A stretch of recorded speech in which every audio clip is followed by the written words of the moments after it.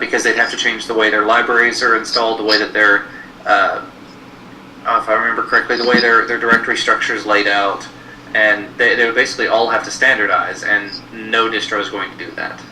Because as soon as you add uniformity to the installer, you take away the uniqueness of any distro. You don't necessarily have to, I don't think you have to do that with CNR. I think what CNR did is that you would install it was the adaptable part. something. The CNR would have been the adaptable part of it. That what you would do is you would install something, and that would be, it would know how that distro's file system works, and it would interpret the CNR, file that you downloaded, and it would interpret it for that distro, and it would be the same file, the same CNR file, but it would be a different interpreter for every distro. Right. Right. So that's how that would work. Well, let me ask this question: would there be any, if you installed CNR on like a system that has, say, the Synaptech package manager, would they conflict with each other, or could CNR run independently? As far as I know, it would run independently, but when you come to dependency tracking and all that, it's always best not to mix. That's just like on Fedora, you can run, well, on most distros, you can run apt and yum to do installations of whatever you want, but if you start using one, it's really best to stick with that one because it keeps a whole database of what's been installed, when it was installed, how it was installed, all that fun stuff. Right. And if you switch from one to the other midstream, even going between apt-get and aptitude, it can get confused as far as dependency resolution, and you can break your system. Well, then that would bring up an interesting question. Could you do something like CNR for Synaptech, where it integrates in with it? I don't know if you could do that. That's sort of where the Software Center is going, but not entirely. Or the Ubuntu Software Center. Yeah, but it's going to be, because what we're trying to figure out here is to make it so you don't have to develop for more than multiple different, yeah. Yeah. That could be taken care of. That's actually something. That Center upstream. See, that's something I'm a little afraid of. That whether we like it or not, Ubuntu is going to be the one leading the charge here.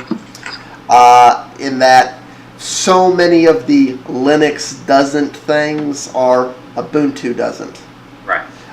And it's like I would really prefer anyone else leads the charge. It's like just to make people realize, oh, Ubuntu doesn't want to do this. It's like not Linux can't do it, it's Ubuntu.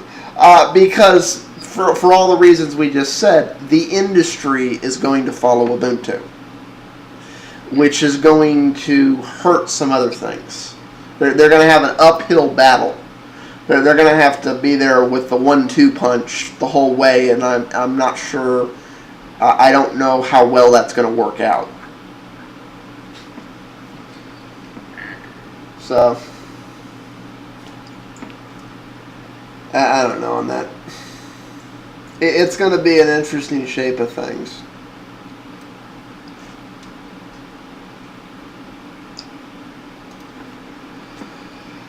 No, it's like, and this goes back to, it's like, this is the other thing. It's like, this goes back to what this guy was saying. What we're hitting on is the whole idea behind Linux is open. We don't try and put things in boxes. We let the ground find its own level and balance itself. We let the free market be free. We let things be, which is directly 180 from how the old business model that the computer industry is based on right now works. It's if you try and get into software and you're going around looking for investors, the first question is, do you own everything 100%, and are there any shared patents? That's the first question an investor asks. And the mindset is, if the answer to either of those questions is no, which 100% of the time is the case in Linux, in open source, not just Linux, in open source business models, the answer to those questions is always no, because those are directly against the open source business model. And so like, you don't get anywhere in this business unless you have it in a cage, which open source does not survive in. It's,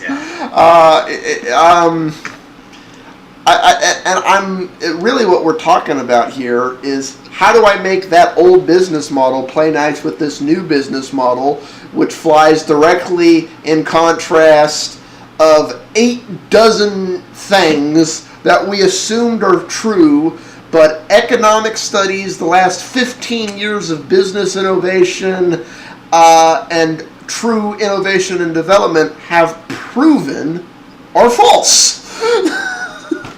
It's like, I'm not sure how you marry those two together, to be quite honest.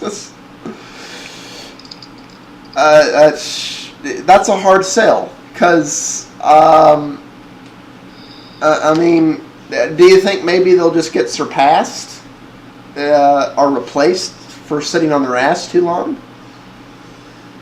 There's always something new coming.